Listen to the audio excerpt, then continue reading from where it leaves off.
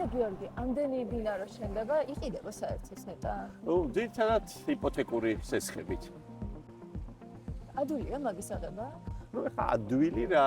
თავარია შემოსავალი გქონდეს და თან არც ისე ცოტა, იმიტომ რომ იპოთეკური სესხი ხო მიზნობრივია, ან რემონტისთვის უნდა აიღო, ან უძრავი ქონების შესაძენად და ამას საკმაოდ დიდი თანხა სჭირდება. ანუ სამხარებო სესხზე მოცულობით დიდია იპოთეკური და თუ ერთი ადამიანის შემოსავალი არ ყოფნის იპოთეკური სესხის აღებას, შეიძლება რომ ოჯახის წევრები გაერთიანენ 2 ან 3 და ერთიანი შემოსავლით აიღონ იპოთეკური სესხი ბანკში. მოიცე, არ ვიცოდი თუ შემიძლია რომ ოჯახთან ერთადაც გავაკეთო იპოთეკური სესხი და პირობები როგორი აქვს? ძირითადად ლარში გაიცემა, სადღაც 12-13, მაქსიმუმ 14%-ში.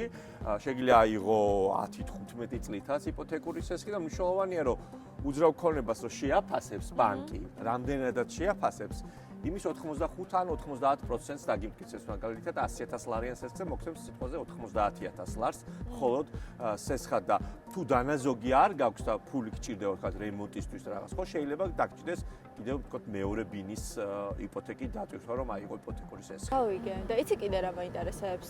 უფრო ცლად ბინებზე და იპოთეკურ სესხებზე უყურეთ ვიდეოს ჩვენს YouTube არხზე.